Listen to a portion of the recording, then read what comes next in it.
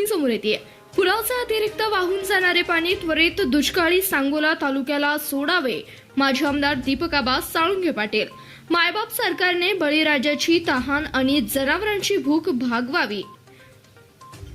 निम्म्यापेक्षा जास्त पावसाळा उलटला तरीही सांगोला तालुक्यात पावसानं पाठ फिरवल्यामुळे पिण्याच्या पाण्याची, जनावरांच्या चाऱ्याची भीषण टंचाई निर्माण झाली आहे। तालुक्यातील बळीराजा आणि जनावरांची तहान भागवण्यासाठी कृष्णा, कोयना, पंचगंगा, भीमा आणि नीरा नदीतील पुराचे अतिरिक्त वाहून जाणारे पाणी त्वरित टेंबू उपसा सिंचन योजना तसेच म्हैसाळ योजना व नीरा उजवा कालव्यातून सांगोला तालुक्यातील मानगंगा व कोरडा या प्रमुख नद्यासह स्थानिक ओढे, नाले आणि तलावात सोडावे अशी आग्रही मागणी माजी आमदार दीपकाबा साळुंखे पाटील यांनी केली आहे। सांगोला तालुक्यातील पाणी प्रश्नावर सोमवार दिनांक 27 रोजी माजी आमदार दीपकाबा साळुंखे पाटील यांनी त्यांच्या कार्यकर्त्यांनी तहसीलदार बाळूताई भागवत यांना लेखी निवेदन दिले।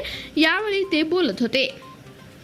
पुढे बोलताना दीपकाबा म्हणाले की पावसातील 2 महिन्यात एकदाही पुरेसा पाऊस न झाल्याने सांगोला तालुक्यातील शेतकऱ्यांचा खरीप हंगाम पूर्णपणे वाया गेलाय। त्याचबरोबर तालुक्यातील विहिरी, तलाव, ओढे, नाले, बंधारे आणि कूपननलिका असेच जलस्रोत भूजल पातळी खालावल्याने पूर्णपणे आटलं आहे।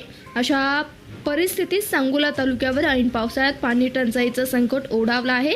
हे संकट दूर करण्यासाठी कृष्णा, कोयना, पंचगंगा आणि नीरा या नदी पात्रात अतिवृष्टीमुळे वाहून जाणारे पाणी टेंबू उपसा सिंचन योजनेतून माणगंगा नदीत सोडावे व या नदीवरील सर्व बंधारे तसेच टेंबू उपसा सिंचन योजनेच्या लाभ क्षेत्रात असणारे बुद्धेहाळ व अन्य तलाव, स्थानिक ओढे, नाले भरून द्यावेत। त्याचबरोबर म्हैसाळ उपसा सिंचन योजनेतून पारे जवळा या गावातील तलावासह कोरडा नदी ते पाणी सोडून नदीवरील कोल्हापूर पद्धतीने सर्व बंधारे भरून द्यावेत। त्याचबरोबर योजनेच्या लाभ क्षेत्रातील सर्व छोटे मोठे तलाव आणि ओढे, नाले भरून देण्यात यावेत। तसेच नीरा उजवा कालव्यात पाणी सोडून फाटा क्रमांक 4 आणि 5 ला पाणी शेवटपर्यंत पूर्ण क्षमतेने सोडावं। त्याचबरोबर तालुक्यातील चिंचोली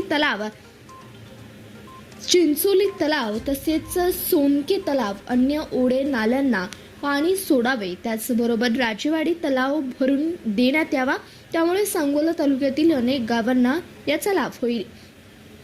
तालुक्यातील शेतकऱ्यांच्या सहनशीलतेचा अंत न पाहता सांगोला तालुक्यातील ओढवलेले हे जलसंकट लवकरात लवकर दूर करण्यासाठी शासन आणि प्रशासन यांनी एकत्रित प्रयत्न करावेत अशी शेवटी माजी आमदार दीपकाबा साळुंखे पाटील यांनी स्पष्ट केला। धन्यवाद। पाहत रहा CBS न्यूज मराठी।